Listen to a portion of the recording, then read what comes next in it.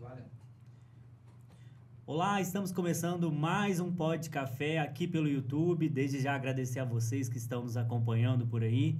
Nosso episódio de número 54 e um episódio especial com 3 grandes nomes aqui da cafeicultura, o pessoal da Fundação Pro Café. Estou recebendo aqui hoje Marcelo Jordão, que já é figurinha carimbada aqui, né, Marcelo? Já participou algumas vezes. Tá.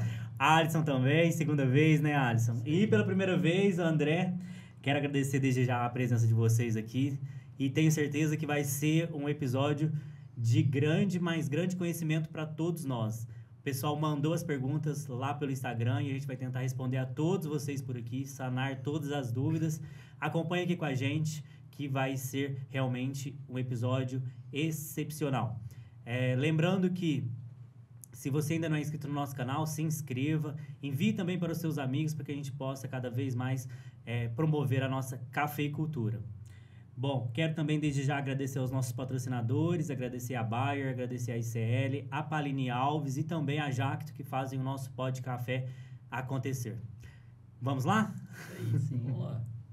Bom, para começar, a gente está nesse momento aí de florada, né? E a gente recebeu perguntas relacionadas a isso. Vou trazer aqui 2 perguntas que se repetem. A primeira é sobre a questão de fazer o pós-florada com as flores e se isso tem alguma interferência, se ela pode, de fato, prejudicar ali o pegamento dessa florada. E a segunda pergunta é se eu posso aproveitar a entrada no pré-florada, no pós-florada, e fazer uma pulverização para ferrugem junto. Marcelo, o que você tem de falar para a gente sobre esse assunto? Bom, no primeiro aspecto, né, relacionado aí à abertura floral versus pulverização, a gente sempre aguarda, né, a plena abertura, essas folhas, essas flores secam, elas caem, aí sim a gente realiza a pós-florada. Não no sentido de que vai trazer algum prejuízo se você pulverizar nesse período, até porque acho que não tem nenhum experimento comprovando essa situação. É mais para poder a cauda, com os fungicidas que protegem a florada, acessar a região do chumbinho, que muitas vezes, quando você aplica muito em cima da flor, você acaba tendo um efeito guarda-chuva, onde a cauda não acessa esse chumbinho. Então a gente espera essa situação da plena abertura, até por um eventual dano mecânico mesmo da pulverização, e aí a gente entra realizando a pós-florada. E com relação à inclusão do produto para controle de ferrugem nessa fase, eu acho importante sim, tá? Apesar de que nós tratamos aí 3 épocas importantes de entrar uma carga de triazol maior, seria dezembro, fevereiro e abril, que seriam as 3 principais para controle de ferrugem. Mas nessa fase pós-florada, em muitos anos, acontece de invernar, chover, uma condição aí que, igual teve anos aí, que dentro de um mês você conseguiu pulverizar 2 dias, né? Então, para nos resguardar dessa situação, o pós-florada coincide no período aí, segunda quinzena de outubro, final de outubro, às vezes até aí primeira quinzena de novembro. É importante sim a gente já colocar um reforço, visto que se acontecer uma situação de que vai impedir a gente pulverizar no mês de dezembro, a gente vai estar mais resguardado. E se a lavoura tiver com um pouco de bicho mineiro, também cabe entrar já pensando no bicho mineiro? Sim, mediante a avaliação da situação, cabe a inclusão dos produtos que, se tem bicho mineiro, nós vamos entrar com o produto para aquela fase, né, para controle da praga. E, Rafael, hoje tem produto bom que pega ferrugem e fumo, né? Com espectro maior, sim. Ele pode optar por um produto deste espectro produto que já vai pegar os dois. É verdade. Marcelo, a gente recebeu uma pergunta aqui também do Jonathan Santos. Ele perguntou o seguinte: pensando num plantio irrigado, qual seria a melhor variedade? Um arara ou um 2SL, pensando numa altitude próxima aí a 650 metros? Bom, eu tenho algumas áreas que eu acompanho nessa altitude que o arara está indo muito bem irrigado, tá? É uma condição de altitude naturalmente com a temperatura média mais elevada, e o arara tem se comportado muito bem em condições de irrigado. Então eu optaria pelo arara. Perfeito. O Alisson, pergunta aqui do Sandro sobre calcário granulado. Realmente tem eficiência? Nanoparticulado? Então, o Sandro, calcário é um negócio tão simples que, assim, o calcário granulado, ele tem eficiência. Nós temos calcários calcinados, nós temos uma série de tecnologias, né, que se utiliza aí nos calcários, que funcionam muito bem. Mas no final das contas, Rafael, o calcário é custo-benefício. Nós conseguimos fazer uma correção muito boa de solo com calcários aí com PRNT de 90%, 95%, 100%, sem necessidade de utilização de tanta tecnologia. Às vezes essas tecnologias são muito caras e não traduzem em maiores produtividades. Então, assim, calcário eu ainda sou do tradicionalzão. Perfeito. E às vezes, Alisson, essa tecnologia, ela encarece e aí eles querem contornar isso, às vezes, com a redução da dose. Isso é Andrezinho verdade. matou a pau. E Isso aí, é o que verdade. acontece? Essa redução da dose, na maioria dos casos, na hora que você reduz, ela não é o suficiente para fazer o papel do calcário. Para compensar o custo, reduz a dose. Isso a gente vê em muitas situações e quase nunca essa redução de dose é positiva. E muitas vezes também eu vejo que um dos pontos que trazem também é a questão, mas esse libera mais rápido, vai fazer um efeito mais rápido, o calcário demora muito para fazer esse efeito no solo. Se liberar mais rápido, aí tem que mudar o nome calcário, porque aí não é calcário, aí tem que mudar o nome. Aí é algum fertilizante à base de cálcio e magnésio, porque todo calcário, ele é insolúvel. Ele pode ser calcário calcinado, ele pode ser óxido, é tudo insolúvel. Perfeito. Tem uns menos insolúveis, outros mais insolúveis. O carbonato de cálcio e magnésio, que é o calcário, é o mais insolúvel. O óxido de cálcio e magnésio, que são cal virgem, né? Cal virgem dolomítica, é o menos insolúvel, mas também é insolúvel. Perfeito. André, pergunta aqui do Sandro sobre a questão de pré-emergente. Qual seria o melhor pré-emergente para plantio? Então, hoje, Rafael, tem opções, né? O que é mais usado, que a gente usa há muito tempo, é o Oxford Fen, que é Go Gallican, né? Que é usado há bastante tempo, e agora tem tecnologias novas, que é o caso, por exemplo, do Yamato, da Errara, do All Gold, da Syngenta. Então, essas tecnologias novas, como, por exemplo, então ele pode usar, todos esses ele pode usar. A vantagem do Yamato e do All Gold é a segurança, né? Que ele pode aplicar sobre a planta, desde que a bomba esteja limpa, que não vai causar fito. Já o Oxford Fen, ele tem que fazer o jato dirigido no solo e não pode acertar a planta. Perfeito. Alisson, pergunta sobre nutrição. Pensando agora já nesse momento de florada, né? A pergunta do Douglas é a seguinte: posso fazer adubação com a florada no pé? Pode, sem problema nenhum, Douglas. Pode fazer com a florada no pé, pode fazer um pouco antes da florada. O que eu costumo dizer? Eu não gosto muito da associação de nitrogênio e flor no cedo. Vai ter uma florada precoce, uma florada ali em agosto, setembro, num período que ainda tem risco de frio. Para ter aí uma adubação nitrogenada, ela se torna perigosa. Você vai ter o efeito do frio, estimulando a forma, fazendo um microclima favorável à forma, e você ainda põe um nitrogênio a mais, que dependendo da dose, ele vai ser mais um combustível para essa forma avançar. Então, assim, nessa situação, o nitrogênio não é benéfico. Agora, meados de outubro, final de outubro, que a florada atrasou muito, nossa, deve, né? Nem que pode, deve entrar com a primeira adubação nitrogenada. Falando um pouquinho nesse gancho da antecipação da adubação nitrogenada, que o Alisson mencionou, que não é muito interessante, tem também a adubação de inverno, que é muito perigosa. Muito trazendo para mais cedo ali o uso do nitrogênio ali, junho, julho, né?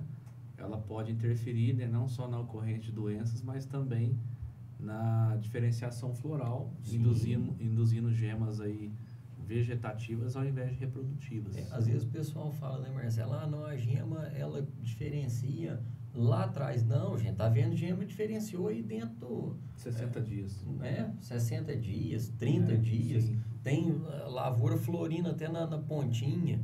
Então, principalmente esse ano. E vocês falando aí, me veio aqui, né?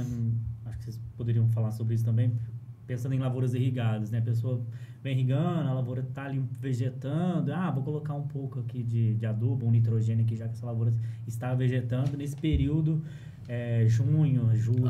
Perigo. Arriscado, né? Arriscado. Eu acho que tem mais chance de errar do que de acertar.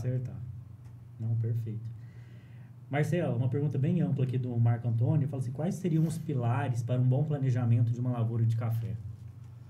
Bom, acho que os pilares inicia aí vamos falar do tripé que eu aprendi com meu colega Alisson, né? O pilar agronômico da fazenda, né? Uma boa assistência técnica, o pilar do proprietário, cumprindo a sua função de proprietário, fornecendo as ferramentas necessárias para que a fazenda consiga progredir, e o administrativo, no caso, o gerente da propriedade. Acho que aí fecharia um tripé de sucesso para uma fazenda, e aí o planejamento é uma consequência disso tudo, né? Mas acho que nós temos ali um planejamento operacional que envolve a parte de organização do maquinário que vai executar o que foi recomendado. Nós temos um planejamento nutricional que vai fazer toda a base de corretivos e adubações nitrogenadas e de potássio do ciclo agrícola da fazenda. E temos um planejamento fitossanitário para controle de pragas e doenças, incluindo também o manejo de plantas daninhas, isso daí. Então, acho que, se puder falar um resumo do planejamento de uma fazenda, é o tripé executando muito bem esses aspectos aí que eu falei. Perfeito. Um plantio, ele gasta um insumo muito importante, chama óleo. É isso aí.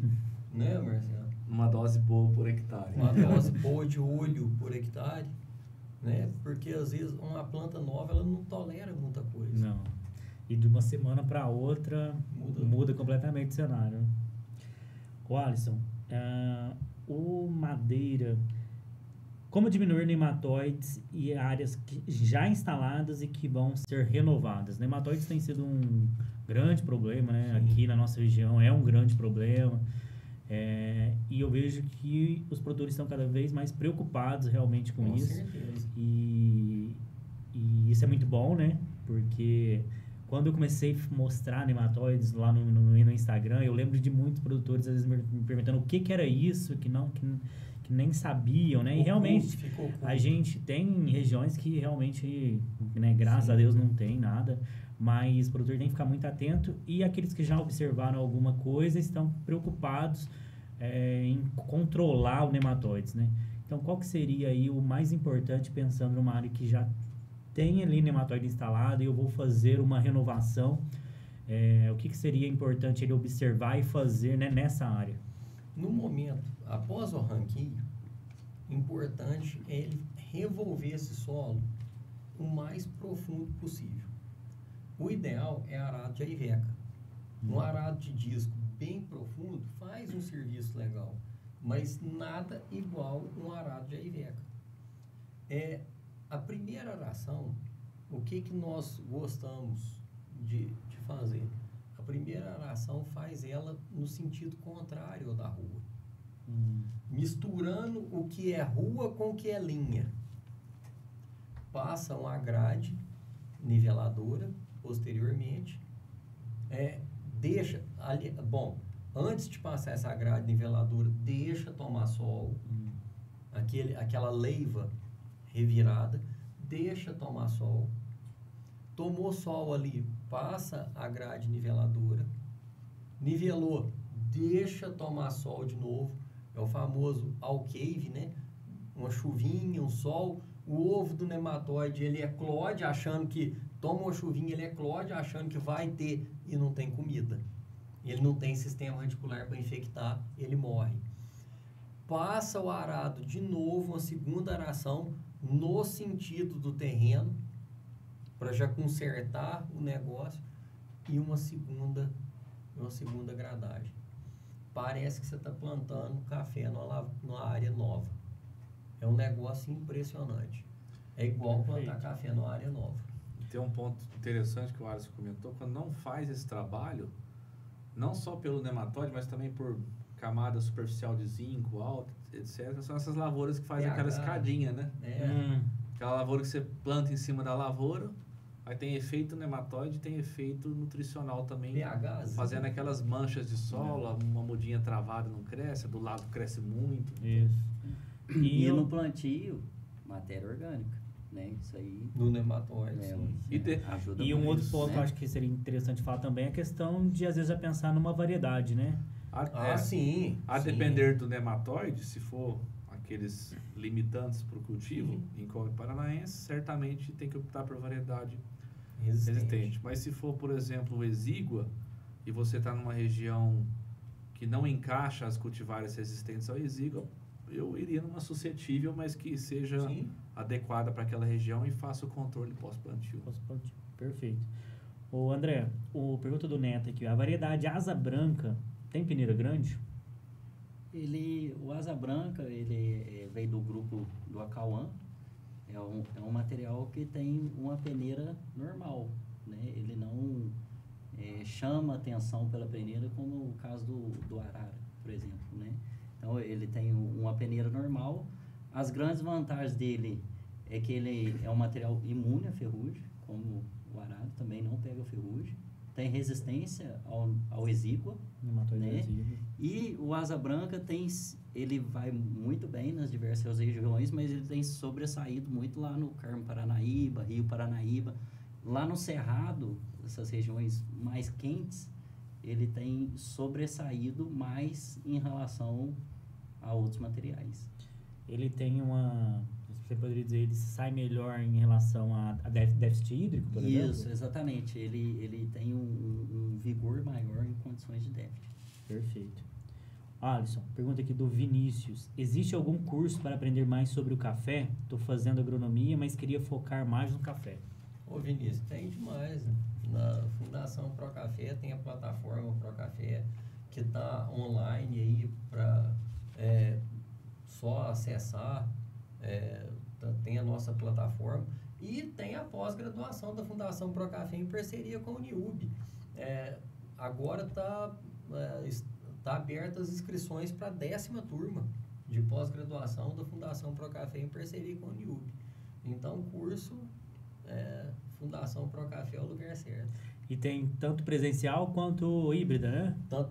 Bom, a híbrida eu não sei se nós vamos abrir turma novamente. A próxima é presencial. Perfeito. A híbrida, Rafael, ela surgiu em função da pandemia. Na pandemia. Né? O pessoal querendo fazer curso, querendo fazer uma pós-graduação e não tinha como. Então, assim, a híbrida ela surgiu muito em função da pandemia. Mas tudo que tem demanda, a Fundação Procafé dá continuidade. Claro. Se tiver demanda pela pós-graduação híbrida, com certeza a Fundação Procafé dará continuidade. Perfeito. André, pergunta do Vicente aqui. Por que ainda há resistência dos produtores em se implantar irrigação, onde é possível se implantar, já que existe até financiamento para isso?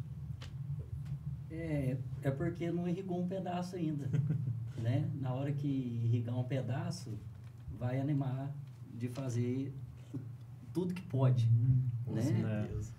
Nossa. Eu acho que o não irrigar é só a limitação mesmo, é a disponibilidade hídrica, porque o resto não tem desculpa, né? O recurso está aí, a tecnologia está aí, né? Até a disponibilidade hídrica, assim, se o cara tiver uma mangueirinha 3/4 de polegada de água correndo na fazenda, ele faz um reservatório grande, acumula ela durante o ano inteiro, junta com a água do terreiro, junta com a água do telhado, ainda dá um jeito de irrigar, nem que seja um percentual da fazenda. Mas eu acho que hoje, sem irrigação... E eu posso falar por experiência própria, porque a gente foi um exemplo disso. A gente veio resistir na irrigação, e a partir do momento que a gente irrigou o primeiro talhão, agora mesmo, numa última conversa com meu pai, a gente decidiu que só planta café se for irrigado. Se não tiver jeito de irrigar, é preferível não plantar, porque os últimos anos têm mostrado para a gente o quanto o abismo que se criou entre umas lavouras irrigadas e lavouras não irrigadas, a diferença foi gritante. Então, realmente é isso que o André falou. Só não irrigou porque nunca irrigou, porque a partir do momento que você irriga o primeiro talhão, você quer irrigar todos. A pergunta clássica. Quanto tempo eu levo para pagar um sistema de irrigação? Nós já estamos com a resposta clássica também. Em 10 anos, eu não sei nem quantas vezes você vai pagar esse sistema de irrigação.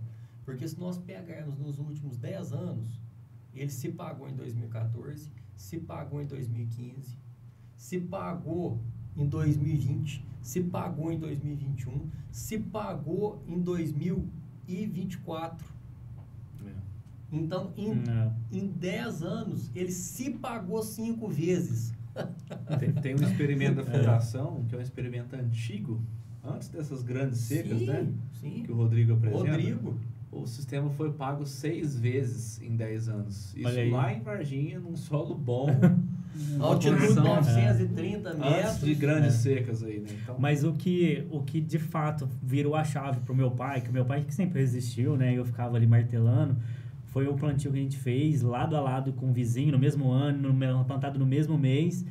E aí, em 2020, e aí na primeira safra, a gente perdeu a primeira safra por conta da seca. O vizinho colheu 58 sacos por hectare, a gente colheu 9. E aí eu falei assim, olha aí, se a gente tivesse montado, a gente teria pago já no primeiro ano. E aí foi a virada de chave, assim. E a partir dali a gente só tem irrigado cada vez mais. Não tem dúvida. Então realmente é bem isso mesmo. Marcelo, uma pergunta do Vicente Zotti aqui.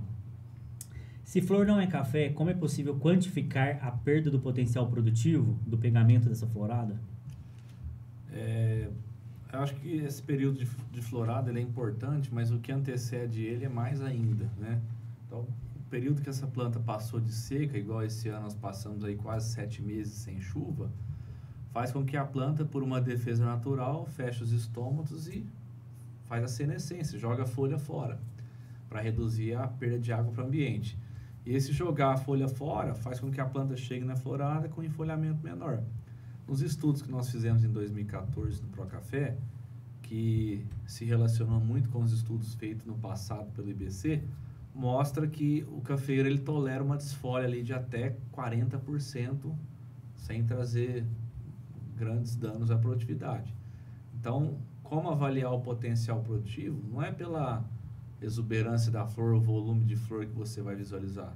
É o quanto de folha tem para fazer com que essas flores se sustentam, virem chumbinho, chumbão e fruto e vai até a granação. Então, acho que relação direta com o índice de folhamento para determinar esse potencial. Perfeito. A gente recebeu algumas perguntas sobre a questão de descompactação do solo. Vou trazer algumas aqui. O Danilo perguntou, descompactar com 3 hastes ou uma só na projeção da barra? O Henrique perguntou, subsolar café é fundamental? O Marcos Carvalho também perguntou, posso passar o subsolador na rua em qualquer época? No meu caso, uma lavoura de 5 anos e uma de 2 anos.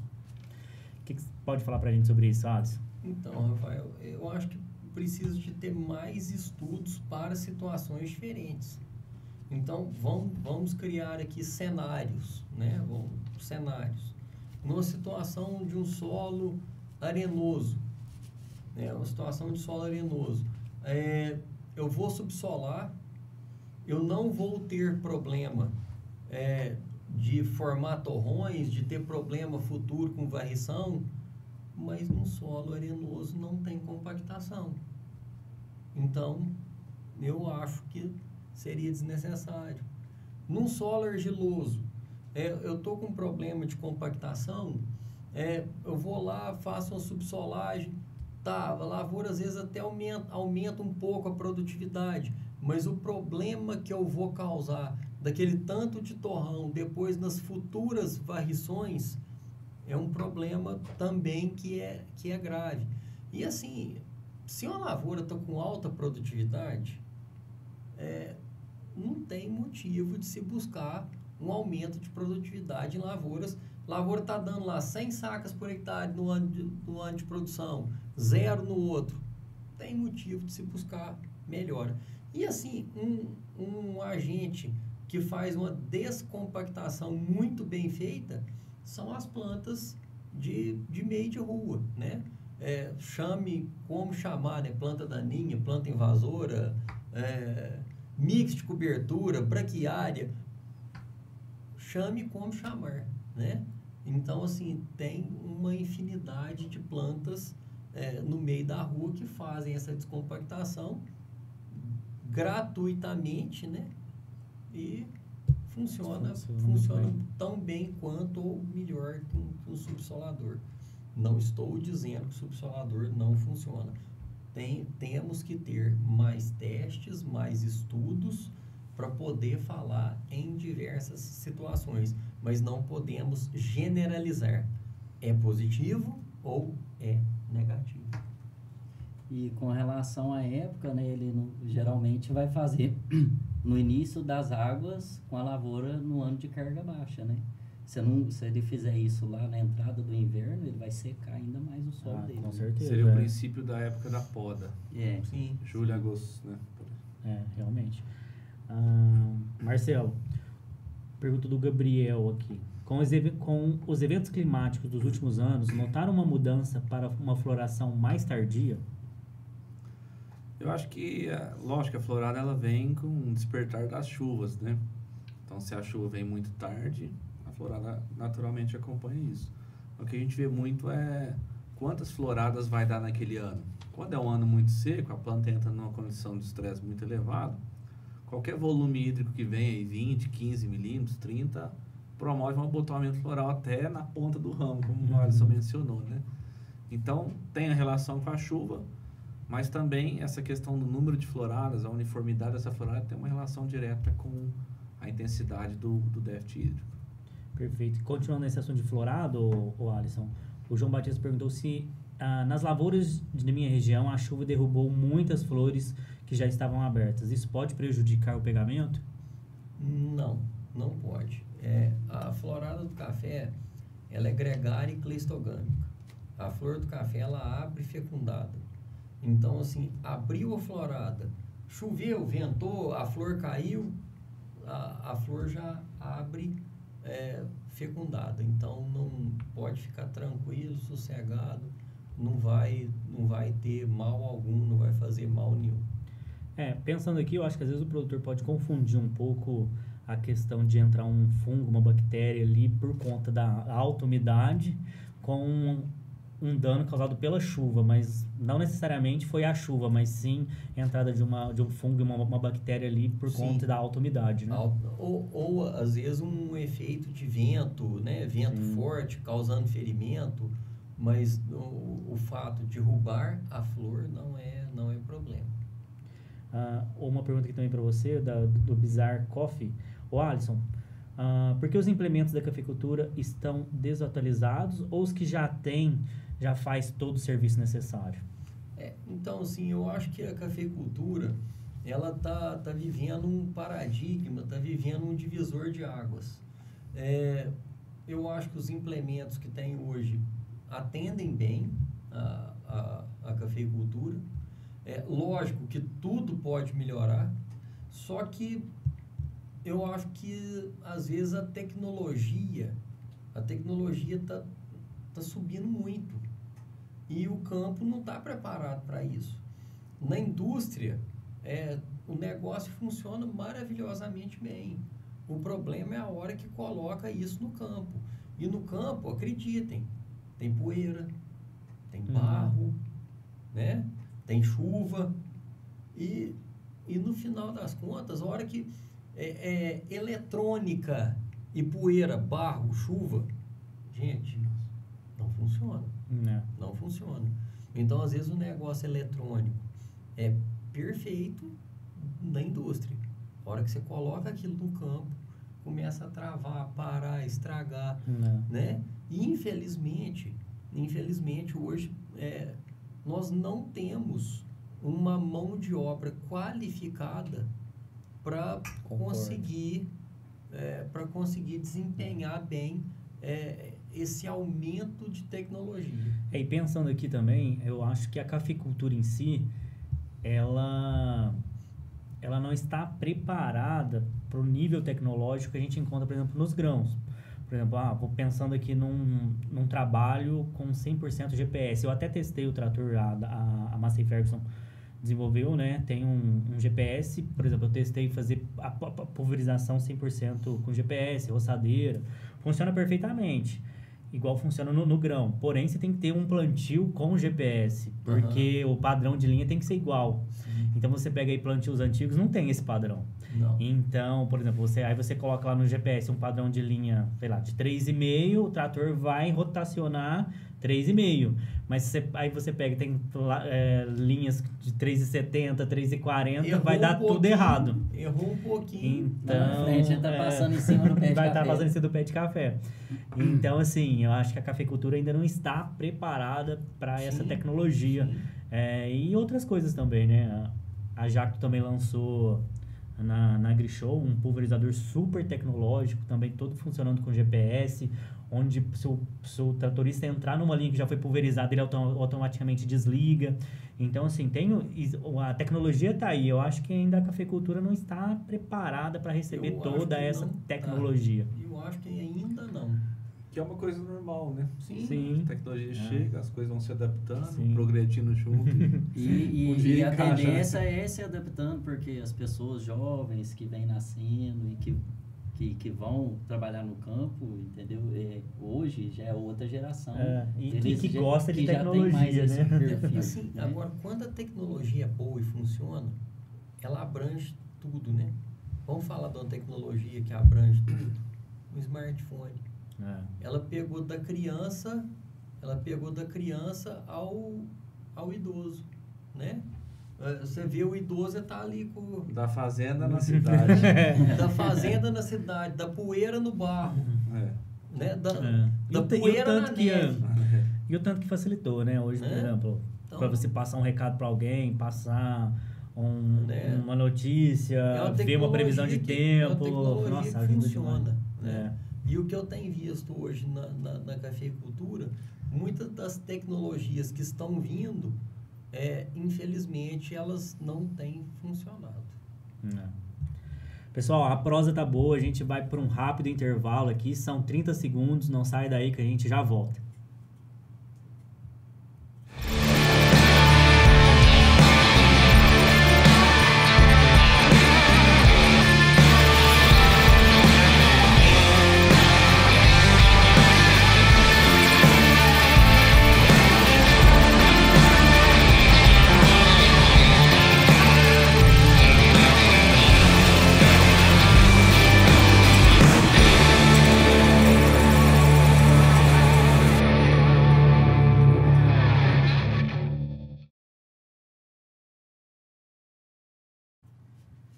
Já estamos de volta, quero aproveitar mais uma vez para agradecer a todos vocês que estão nos acompanhando e agradecer também aos nossos patrocinadores, agradecer a Bayer, agradecer a ICL, a Paline Alves e também a Jacto, que fazem o nosso Pod de Café acontecer.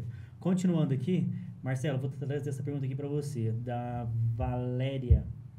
Ela perguntou o seguinte: já posso fazer o replantio usando mudões e como realizá-lo da maneira mais correta? Sim, o início do replantio, pelo que eu estou entendendo, já é um segundo ano, né? Lavoura de ano, né? Ele deve ser feito já no início das chuvas, quando as previsões se estabilizar, e tendo mudões, melhor ainda, né? O mais importante do replantio é respeitar ali o número de covas. Se a gente não planta mais um mudão, um espaçamento original na linha de plantio, senão acaba estiolando, ela não forma muito bem. A gente usa aí 2 a 3 covas para cada mudão. Assim permite que ele desenvolva rapidamente, né? Não tem concorrência com a muda do lado e forma, né, uma boa muda, acaba igualando em termos de tamanho. E trazendo um pouquinho agora para a fase de replantio em condições de pós-plantio, né? Eu plantei agora em novembro, dezembro. A gente aguarda aí 20 dias para começar o primeiro replantio, porque aí 20 dias ela já sinaliza a muda que quebrou um torrão, uma muda que está com algum problema, não foi bem plantada, ela acaba já sinalizando. E a partir desses 20 dias depois, praticamente começa no plantio, finaliza e já volta replantando constantemente. nesse caso, respeitando o espaçamento original, porque a idade Isso. é muito próxima, até o final do período chuvoso. Perfeito. O André, o Marcos perguntou aqui, já posso soltar a primeira pulverização? Pensando talvez em uma pulverização foliar, você acha que já está na hora ou é necessário esperar mais, a planta vegetar mais? No caso, acabou de ter a florada, né? Se for uma lavoura em produção, se essa flor já secou, ele já pode entrar fazendo foliar. Então, a gente imagina a florada foi sexta-feira, amanhã já tá bem tranquilo para poder entrar, né? Agora, se for uma situação de uma lavoura esqueletada, aí ele tem que acompanhar a brotação para ver se já está na hora de entrar ou não, né? Perfeito. O Alisson, o Gustavo perguntou o seguinte, qual seria o problema de um excesso de fósforo no plantio? O problema é só no bolso, Gustavo. Só no bolso. Tem outro problema, não. Fósforo não passa, não causa mal nenhum, não. O excesso não vai causar dano. Não vai causar mal. E dentro desse assunto, André, o Gustavo também perguntou o seguinte, qual que seria a dosagem ideal de um super simples para colocar na cova ou então em iorim? Então, a gente usa para o fósforo, a gente, independente da disponibilidade, a gente, como não faz mal, como o Alisson falou, a gente tem posicionado 80 gramas de P2O5 por metro. Na cova, vai depender que tamanho que é essa cova, né? Então, ela tem que ser proporcional, né? Vai fazer proporcional ao tamanho da cova, né? Mas a gente usa aí por metro 80 gramas de super simples, que vai dar em torno de 400 gramas por metro. 80 gramas de P2O5 vai dar em torno de 400 gramas de super simples por metro. Isso num espaçamento normal de renque mecanizado, é em torno de 1 tonelada de super simples por hectare. Perfeito. O Marcelo, o Alexandre perguntou o seguinte, qual que seria a melhor época e o melhor produto para se acabar com uma cochonilha no café arábica? Cochonilha no café arábica, ela tem uma ocorrência esporádica até o momento, graças a Deus, né? Porque o que o pessoal vem vivenciando com o Conilon é uma situação bem complicada. As cochonilhas que nós temos aí no arábica até o momento, o próprio aumento do percentual de óleo na cauda de uma pulverização, trazendo aí de 0,5% para 1% um óleo mineral, já tem um potencial de controle. Mas se for as cochonilhas que a gente tem acontecido no Conilon, você pode estar trabalhando um pouco de clorpirifos, o próprio piriproxifem também tem ação, né? E são inseticidas aí que vão contribuir. Perfeito. O André, o Olavo fez a seguinte pergunta aqui também. Ácidos úmicos e fúlvicos trazem algum incremento na produção? E se sim, quais seriam os maiores benefícios de se usar? Então, Rafael, quando a gente vê na análise do solo lá matéria orgânica, aquilo não é material orgânico. Aquilo lá é justamente ácido úmico, ácido fúlvico e carbono orgânico, né? Então, a nossa CTC está muito relacionado a essa matéria orgânica, porque nossas argilas são de baixa atividade, né? Reatividade. Então, nos solos brasileiros, a CTC é muito relacionada a essa matéria orgânica que a gente observa lá na análise do solo. Então, o que acontece? Solos com matéria orgânica mais alta, com CTC mais alta, tem um menor potencial de resposta. Porque você vai pôr CTC onde já tem muita CTC, né? Solos mais arenosos, com CTC mais baixa, tem um maior potencial de respostas. Por quê?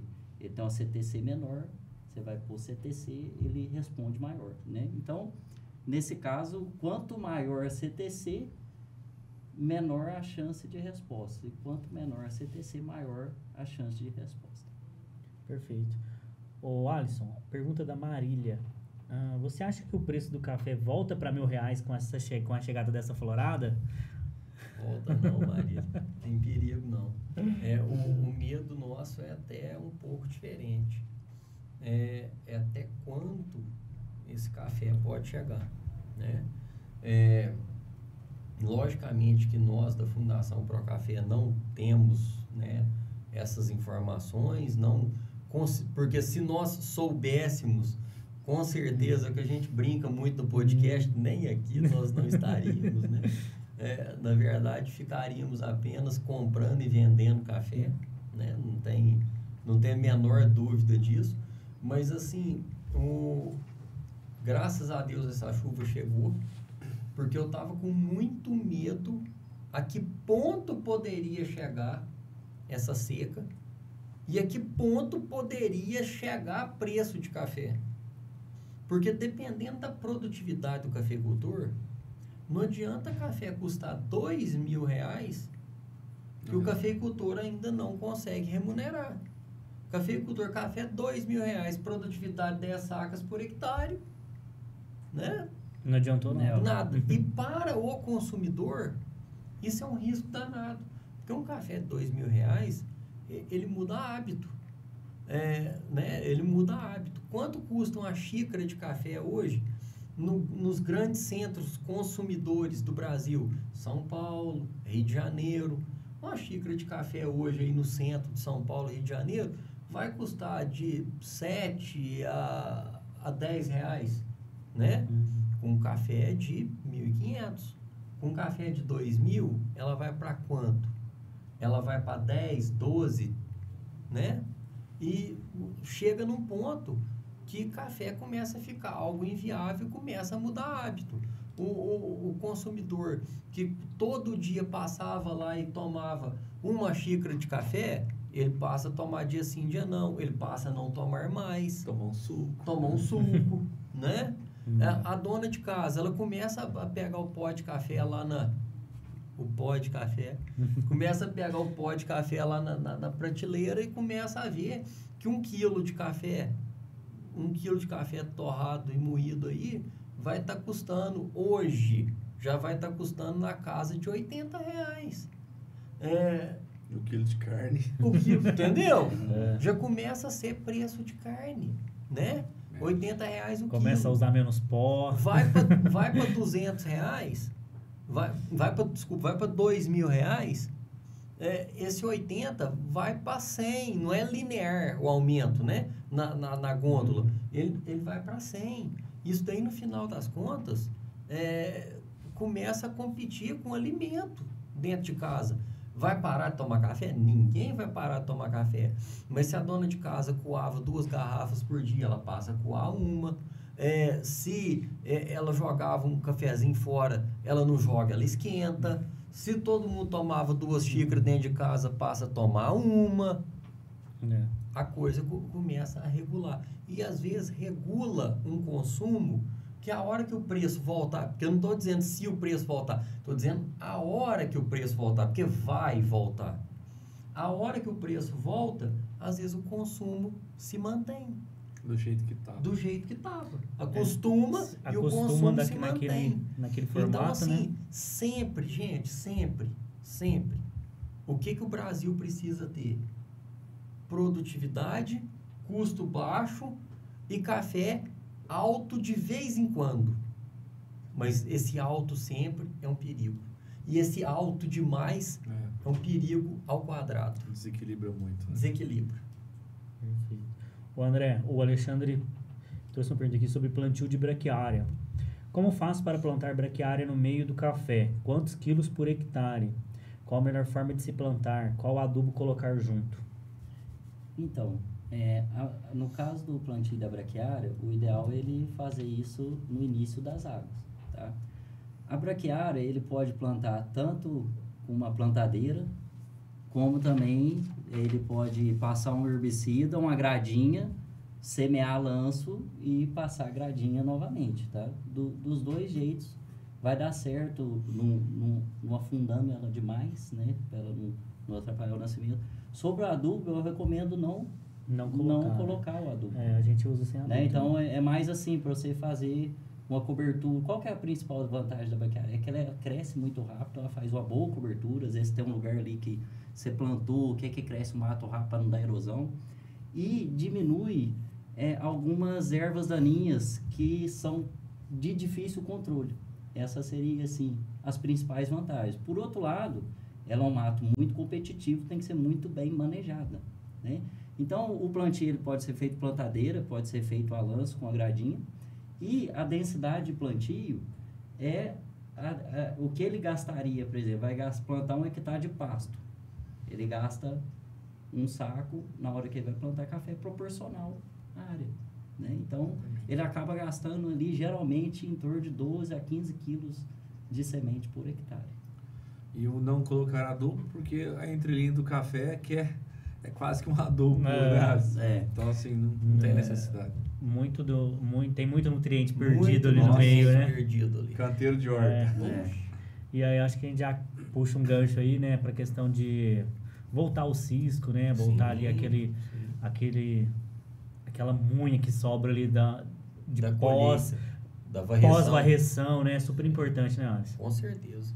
É muito nutriente ali. Teve um trabalho que a gente publicou no ano passado, né? Sobre a distribuição espacial dos nutrientes na lavoura de café, né? Então, quanto mais você ia por meio da rua, maior o pH, maior a saturação de base, mais cálcio, magnésio. Aí o cara mete o calcário aqui, puxa pro meio. Joga aqui. Ou então joga em área total, tira puxa nada pro de meio. solo, pede calcário, joga e não volta o cisco. Tira nada de solo, pede potássio. E aquilo vai formando, quando vê, tem uma leira, né? Tem uma leira no meio da rua. Sem contar que grande parte do sistema radicular está debaixo da copa da planta. Então você passa o rastelo, tira aquele volume de terra, larga o solo descoberto. Não. E dentro desse assunto aí da braquiária, eu recebo muita pergunta de qual braquiária usar, né? Rosizienses, decumbes, qual que vocês indicam? Existe uma melhor ou não? A rosiziense é a mais indicada, né? Porque ela Função não da forma tanta agressividade, torceira, não é tão agressiva. E né? tem e sementeia bem, e ela tem uma resiliência legal. A decumbens, a resiliência dela é difícil demais. Se você fizer uma rançada muito baixa, ela já não brota, né? Você manter uma braquiária decumbens não é fácil. A rosiziense, ela é bem mais resiliente. Perfeito. Marcelo, pergunta deixa eu ver aqui, Leba Vieira. Enfrentando os períodos dos últimos anos, qual estratégia usar para aprofundar um sistema radicular de uma lavoura? Acho que o aprofundamento do sistema radicular, vamos pensar numa boa formação, num bom plantio, fazer um sulco de tamanho adequado, uma cova aí de 40 por 40 por 40, colocar os nutrientes necessários para que não tenha impedimentos químicos, por exemplo, o alumínio, para que essa raiz possa desenvolver. Então, é eliminar impedimentos físicos, químicos, e depois, na fase adulta, manter um equilíbrio principalmente de cálcio, magnésio e potássio, né? Porque a gente sabe que o excesso, por exemplo, de potássio compromete a absorção de cálcio e magnésio. Faltou magnésio, a planta acumula mais carboidrato na parte aérea, deixa a raiz aí com menor desenvolvimento. Então, assim, a base, esse equilíbrio de base acho que eu vejo como principal. Aí depois fazendo toda a parte de controle de pragas e doenças de solo, nematóide, usar os fungicidas, inseticidas de solo também promove um aumento do sistema radicular. Então, acho que é um conjunto de ações. Perfeito. O Cássio direciona uma pergunta para você, Alisson. Alisson, qual a melhor variedade para se plantar numa altitude de 780 metros numa região mais fria, em Boa Esperança, no sul de Minas? Então, conterrâneo. Conterrâneo. Num local frio, tudo vai mal, né? Qualquer variedade que você colocar num lugar frio vai mal. Mas o que nós temos direcionado para pontos frios, para locais frios? Variedades mais precoces. Aí é onde entram os catucaís. 24-137, 2SL, onde entram os catucaís. Em pontos baixos, cultivares mais precoces, elas vão melhor. Até pela também tolerância à foma desses materiais, sim, condição nesse tipo de condição. O JT Baldoni trouxe duas perguntas aqui em relação à florada. A gente já comentou sobre isso, mas eu acho que seria interessante a gente comentar novamente. Aqui na minha região caíram muitas flores após a abertura. São flores que abortaram?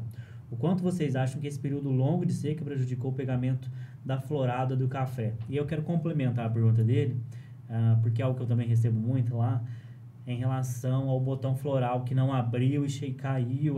Aí eles falam, mas o chumbinho tá ali, ele vai vingar ou não vai vingar? Assim, a flor cair a flor cair não quer dizer nada. A flor caiu, tá fecundada, tá tudo certo. Agora, o pegamento dessa florada, gente, se tiver um pegamento normal, café mudou de genética, café não gosta de água. Porque como que vai ter um pegamento normal com a maior seca da história da cafeicultura? Não tem como o pegamento ser normal, não vai ser normal, né? Estimar qual que é o tamanho da perda. A Fundação Procafé não pode afirmar o tamanho da perda porque nós não temos um levantamento. Mas essa perda não só de pegamento de florada, essa perda de produtividade de um modo geral é algo catastrófico, né? Nós podemos dizer aí que a safra de 2025 é uma safra que ela tende a parecer muito aí com a safra de 2022, né? A seca esse ano ela fez o papel da geada de 2021. Então, assim, eu acredito mais que seja... seca. Né? Eu acredito que seja uma safra muito parecida com 2022.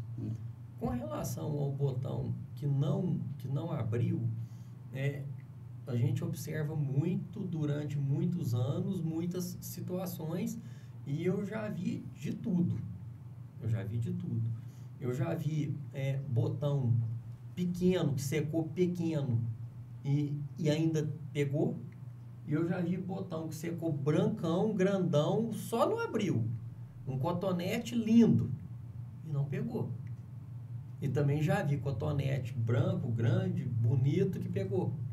Então, assim, isso daí vai ter que esperar. Não tem essa receita. Não tem uma regra. Não tem regra, tá? Tirou ali, a velhinha tirou ali a flor, se o ovário, porque o que tem ali não é chumbinho, o que tem ali é um ovário. Se o ovário tiver preto, marrom, verde, tá pego. Se ele tiver amarelo, Aí é problema. não tá pego, tá? O perigo é o ovário amarelo. O preto pega, o verde pega, o marrom pega. É só cor de cicatrização do ovário. Depois ele vira um fruto da bundinha preta. Ou Lá na marrom frente. ou verde. É isso. Fica grudadinho. Né? Porque tinha uma história no passado, o que tiver com a bundinha preta abortou. Teve um ano, isso lá atrás. Nós marcamos uns ramos aí. Eu quase fiquei doente. Eu falei, se o preto não pegar, eu tô Não quebrado. pegou nada, né? Pega tudo.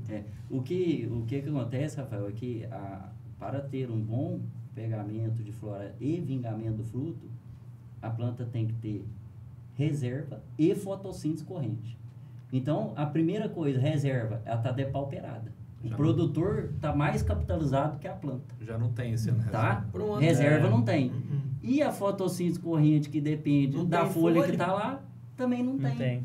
Não faz Então, o que milagre. acontece? Não. O pessoal vê aquela florada e ainda tem uma esperança que vai produzir bem. Não, se o pegamento Não vai. da florada esse Né? ano for bom, a gente tem que estudar de novo a fisiologia do café. Vamos estudar porque mudou, acabou de Porque mudar. não bastasse só 6 meses sem chuva, teve temperaturas muito altas também, né? Sim. E isso aí vai Então- depauperando ela. O que acontece? Quando ela está com a reserva baixa, a própria intensidade do floramento diminui. Sim. Né? Você pega uma lavoura bem folhada, já mais descansada, E a ela tem uma reserva- intensidade de floração. E a reserva está tão baixa que nesse ano, na safra desse ano, custou granar o grão, o tamanho do grão. Então a fotossíntese mensagem- líquida foi muito baixa. As mensagens do WhatsApp vão começar no final dessa semana. No final dessa semana elas vão começar, a semana que vem elas intensificam. A florada não pegou, o que aconteceu? Eu falo, mas o que aconteceu? E aí, na hora que a planta pega e veste de folhinha nova, aquilo ali, aquela folhinha nova é dreno. Porque o produtor acha que ela vai crescer e vai compensar As folhas que aquilo caíram, ali. né? ela mesma veste, consome, no né? instantinho ela veste e fica sem café. Até 2,5 centímetros Né? ela é dreno. É. E ela consome tudo, a própria fotossíntese dela, no crescimento dela mesmo. Sim. Uhum. Então, aquela lavourinha desfolhada que você vê vestindo de verdinho claro, carga baixa. Né? Sim. Não tem como. Não tem Mesmo com uma florada abundante. Se ela deu uma florada abundante, é porque ela vem sendo bem cuidada, ela teve energia para florir, mas não vai Não consegue segurar. né? Ô, André, Ju Martins e o César Filho perguntou aqui sobre a questão do arara. Ele perguntou quais seriam os contras da variedade arara, o Ju Martins, e o César perguntou que o arara aqui na minha região está muito sensível à seca. Essa variedade vai bem no sequeiro? Então, com relação aos prós e contras, o que acontece? O pró pode ser contra para um e o contra pode ser pró para outro. Então, vou te dar um exemplo. Você chega numa propriedade e ela tem 90% do parque Mundo Novo. O que acontece? O arara é uma luva num ambiente desse, porque ele é o contrário. Tardio. Ele é tardio. Se você tiver tudo Mundo Novo, você vai colher metade na árvore, metade no chão.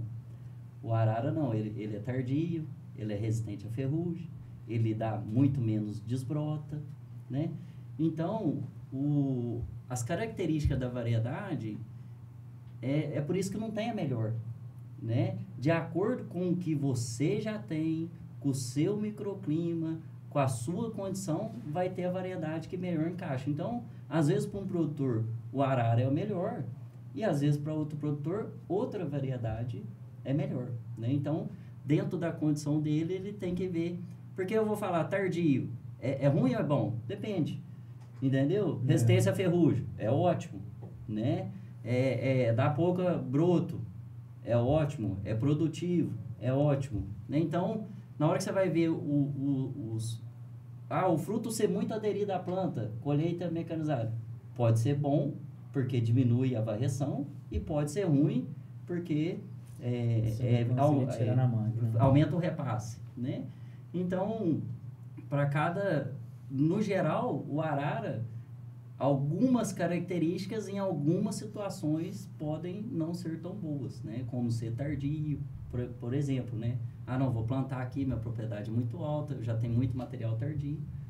Plantar outro material tardio, às vezes, não é a melhor indicação, né? Perfeito. Chegou mais perguntas aqui, vou fazer essa para o Marcelo. Estou instalando um sistema de irrigação via gotejo, área 100% mecanizada. Enterro ou não? Bom, era uma dúvida que a gente tinha, mas hoje eu acho que isso para mim, pelo menos, está bem definido. Tenho experiência em áreas que enterrou o gotejador, projetos de 4 e de 6 anos. No terceiro ano nós já tivemos problemas. O que nós observamos? Irrigação exige muita manutenção. O que é mais difícil? Fazer uma manutenção, consertar um gotejo que está debaixo da terra ou que está em cima da terra? Então é muito mais fácil, não só de fazer a manutenção, mas também de identificar. Porque quando ele está furado debaixo do solo, tem que vazar muita água para abrir aquele bulbo e você ainda enxergar aquilo debaixo da folha, né? Quando está em cima, você andando de moto, você faz barulho, você faz a manutenção.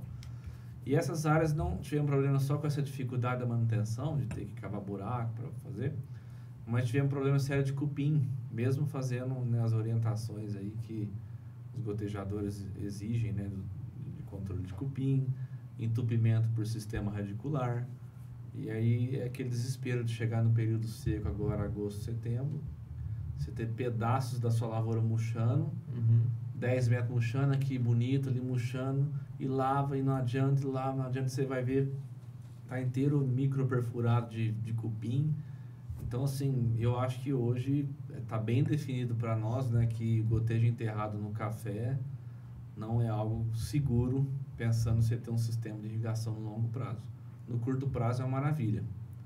Os 2 primeiros anos ali é só alegria, mas depois é um problema muito sério. Então, as lavouras irrigadas por gotejamento enterrado, elas têm produtividade inferior. Na prática, nós temos observado. Em decorrência desses problemas. Às vezes, Marcelo, tem fazendas que a gente nem identifica esses problemas. E ainda assim, a produtividade é menor do que... Menor. Gente, um cotejo por cima, ele dá problema. A gente tem que dar manutenção. Agora você imagina lá... Sem enterrar o problema. Sem enterrar. É porque eu vejo assim que muitos produtores, eu tenho mostrado isso também, né? Por exemplo, nessa época muito seca, né? Muito bicho vai lá e rói, Não. né? Procurando água. Ah, mas se tivesse enterrado, talvez ele não Rói ia... do mesmo jeito. ele não iria Tatu roer. adora. Então, Ele entra, cava, faz buraco, acha água e fura o gotejador. para encerrar, chegou mais uma pergunta aqui do Franci Ferreira. E eu acho que casa muito bem aqui com... A gente já acabou de comentar sobre isso. E eu vou até casar com uma outra pergunta aqui. Ele comentou o seguinte: baixa quantidade de folhas, porém bastante flor. Devo esqueletar ou não?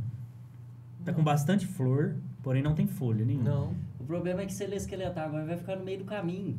vai perder tua safra. Entendeu? É. Então, assim, é claro cada situação, mas agora ele vai esqueletar, vai dar uma safra fraca em 26, Sim. né? Então, assim, o ideal provavelmente é ele manter essa lavoura. Né? E a segunda pergunta que eu queria trazer, casando com essa, é que tenho recebido também esse questionamento. O produtor chegou agora esperando, né, uma bela florada, mas a lavoura se depauperou demais e não florou praticamente nada. Posso esqueletar ainda ou Também está não. muito tarde? Também tá tarde, mesma coisa. Ele vai perder 2 safras. Ele deixando ela quieta, ele perde só uma. Se ele esqueletar ela agora, ele perde 2. Ela vai dar uma safra baixa, vai vestir sozinha. Ela já começou até a né? vegetar a safra 26. ué. Você vai lá e corta e arranca fora. Entendi. Aí o que vai Ela já acontecer? começou a crescer, já gastou reserva para Sim, startar esse crescimento, né? Exatamente. E perdeu essa safra, mas ele tem possibilidade de uma safra alta em 2026.